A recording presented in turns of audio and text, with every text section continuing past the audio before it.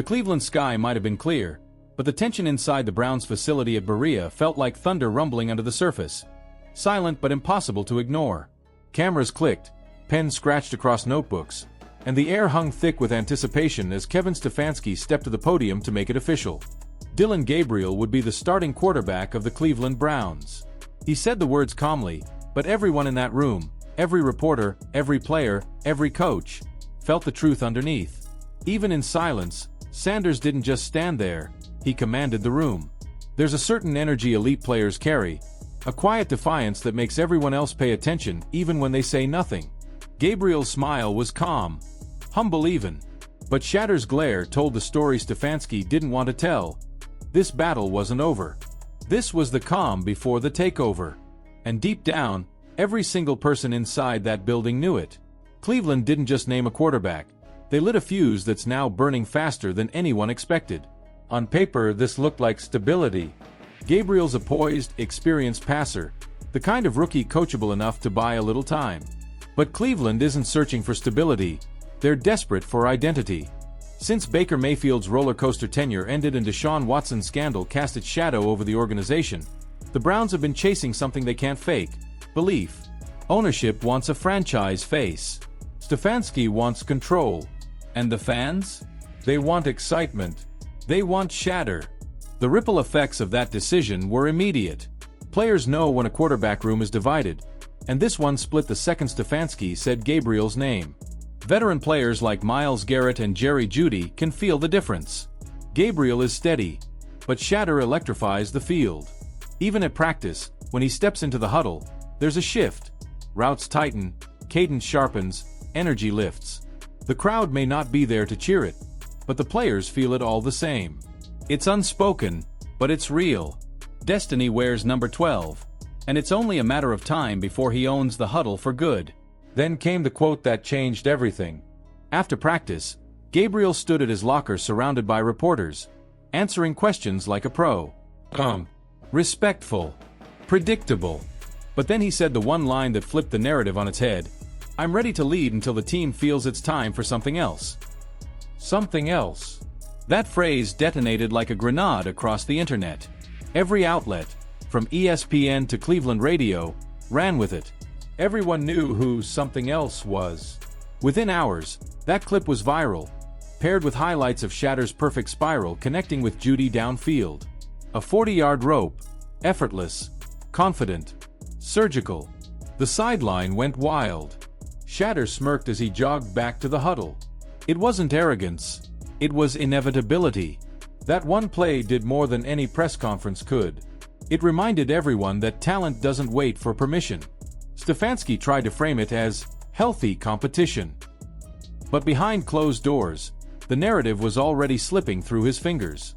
Reports leaked of tension during staff meetings, ownership frustration growing by the hour. Jimmy Haslam wanted to know why every local headline led with Shedeur, not Gabriel. Andrew Berry defended the development plan, but even he couldn't deny the numbers. Clips of Shedeur were pulling triple the engagement of the team's official content.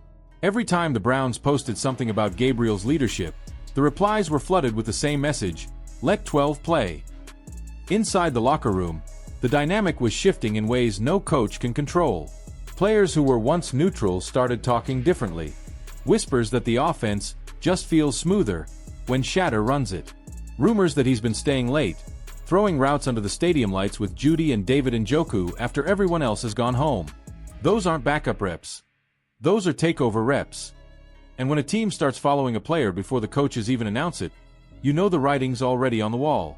Even the fans could sense it. The moment Stefanski's press conference ended, social media erupted like a coordinated campaign. Hashtags like #ShedurTime, #Free12, and #LetPrimeCook flooded timelines.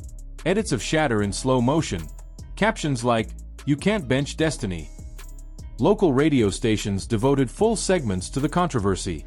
National voices joined in too. Stephen A. Smith said flat out, "You don't keep that kind of talent waiting." Skip Bayless called it the most awkward quarterback room in football. Shannon Sharpe just laughed and said, "That man's coaching scared of a highlight reel." By midweek, fans at training camp were chanting Shedeur's name between drills. Homemade signs lined the fences. play number 12, and Cleveland's future is prime. It was no longer speculation, it was a movement. And movements have a way of steamrolling plans. Every incomplete pass from Gabriel feels louder now, every interception a countdown ticking faster toward the inevitable switch. Behind the scenes, that tension is boiling into something Stefanski can't manage with coach speak anymore. Multiple insiders say the mood in Berea feels like a courtroom, every player and assistant quietly taking sides. Stefanski's voice of authority still fills the room, but his grip on it is slipping. One assistant reportedly told a colleague, "It's like we're pretending the future isn't already here." Shedeur doesn't need to say much. His game speaks for him. Every rep, every throw, every quiet stare down the field is a statement. He's not auditioning, he's waiting for everyone else to catch up. His leadership is natural, his presence undeniable. When he runs the huddle, it doesn't feel like a rookie learning the ropes. It feels like a franchise quarterback staking his claim. And Gabriel knows it. You can see it in the glances he throws toward the sideline after a missed read, the forced composure in his post-practice interviews. He's saying the right things, but the pressure is suffocating. Every mistake he makes now feels magnified by the echo of Shedeur's footsteps behind him. Every success feels temporary. That's the curse of being the placeholder for greatness. For Stefanski, this is more than a quarterback controversy, it's a power struggle. He's built his reputation on discipline and structure, but you can't structure destiny. You can delay it, you can deny it, but you can't control it. And that's exactly what's slipping through his hands. Each week, that internal clock ticks louder. Every fan chant, every viral clip, every whispered locker room joke is a reminder. The Browns' future is waiting, and it's getting impatient. Cleveland's not just watching a quarterback battle, they're watching a shift in identity. The team can keep saying Gabriel is the starter, but the fans already made their decision. The locker room already feels it.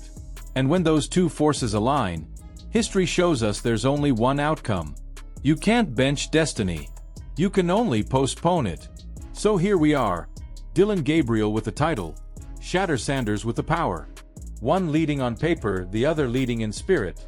The Browns can keep pretending it's a clean competition, but every snap, every drive, every chant in that stadium tells the real story.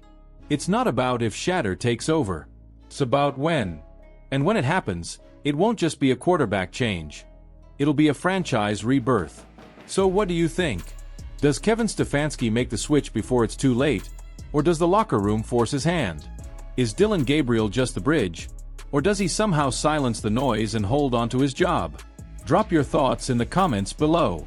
And if you're as invested in this quarterback saga as we are, make sure to like this video, subscribe for more breakdowns, and stay locked in, because the takeover in Cleveland might already be happening before our eyes.